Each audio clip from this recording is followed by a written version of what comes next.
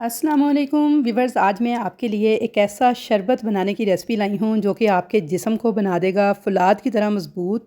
अगर आपको हड्डियों में, जोड़ों में, पट्ठों में तकलीफ़ रहती है या बहुत शदीद किस्म का दर्द होता है घुटनों में और आप कमज़ोरी और थकावट बहुत ज़्यादा महसूस करते हैं और बहुत जल्दी आपके हाथ पाँव में, टांगों में दर्द होना शुरू हो जाता है या कमर वगैरह में दर्द रहता है, तो ये शरबत आपको बना देगा जवान।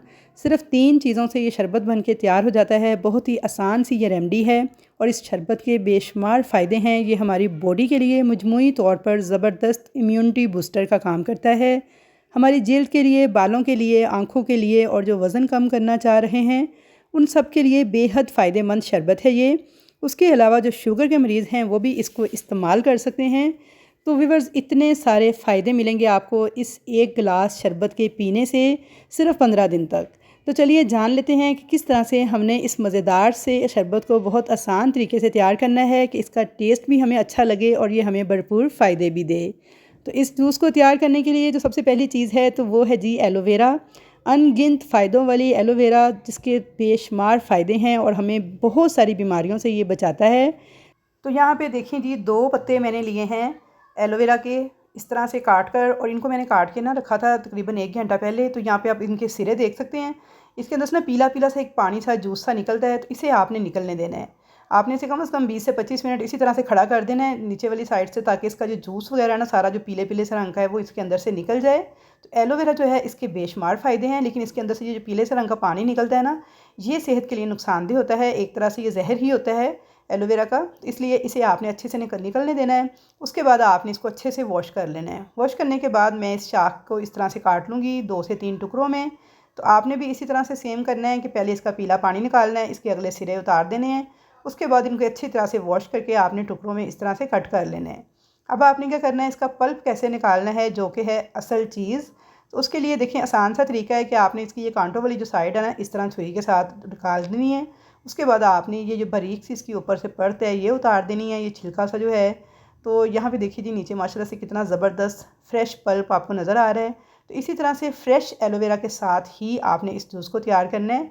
कोई आपने रेडीमेड एलोवेरा जेल या कोई रेडीमेड आपने चीज़ इस्तेमाल नहीं करनी एलोवेरा की, बल्कि इसी तरह के ताज़ा पत्ते ही आपने तोड़ के उसके बाद आपने इसका ये पल्प जो है निकालना है। अच्छा, अब आप चाहें तो इसे छुरी की मदद से इस तरह से खुरच के निकाल लें, वरना चम्मच की मदद से देखिए कितनी आसानी के साथ ये पल्प जो है निकल के अलग हो गया है।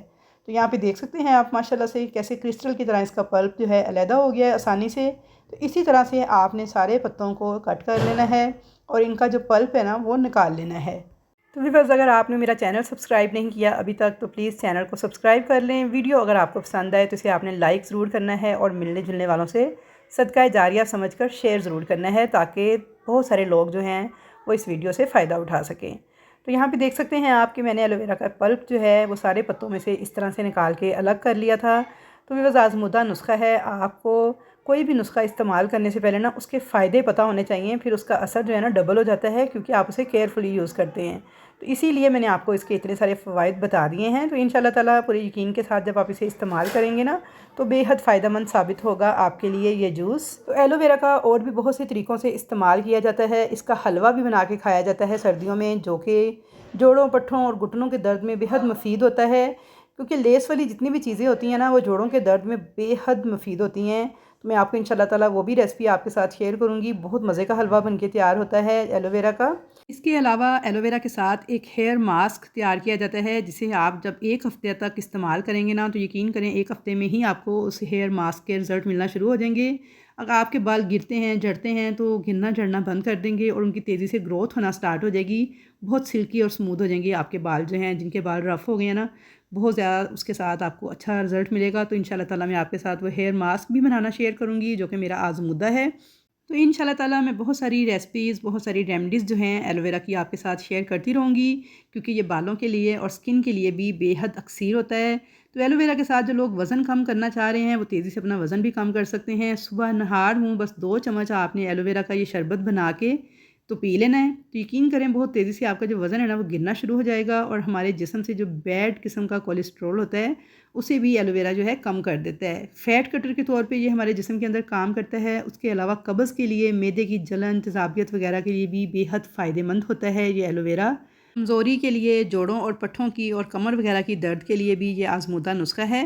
तो यहाँ पे देखिए जी, मैंने एलोवेरा का पल्प जो है सारा अलग कर लिया है और तकरीबन मेरे पास इस वक्त ये 8 टेबल स्पून के बराबर पल्प है। अगर आप 1 गिलास बनाना चाह रहे हैं तो उसके लिए आप 2 टेबल स्पून एलोवेरा का पल्प इस्तेमाल करेंगे। मैं यहाँ पे 4 गिलास शरबत बना रही हूँ, तो मैंने तकरीबन 8 टेबल स्पून के बराबर ये पल्प लिया है। इसको मैं डाल दूँगी एक जूसर ब्लेंडर जग के अंदर। अब मैं इसमें दूसरी चीज़ डालूँगी तो वो है गुड़।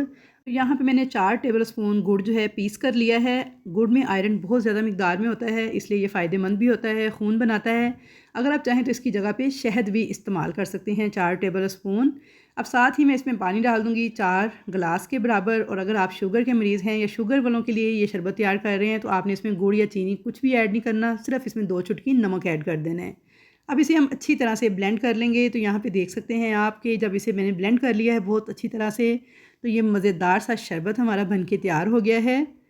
तो यहाँ पे आप देख सकते हैं मैंने इसे ब्लेंड करके शरबत को तैयार कर लिया है। अब इसे हम सर्व कर लेंगे। तो यकीन करें ये इतना मज़ेदार बन के तैयार होता है कि आप बिल्कुल भी पहचान नहीं पाएंगे कि आपने इसके अंदर एलोवेरा टाइप को चीज़ इस्तेमाल की है।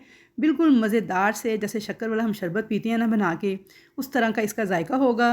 आधा आधा लेमन जो है दोनों गिलासों में आप निचोड़ लीजिए, तो इसका जायका और भी बढ़ जाएगा और अफादियत भी।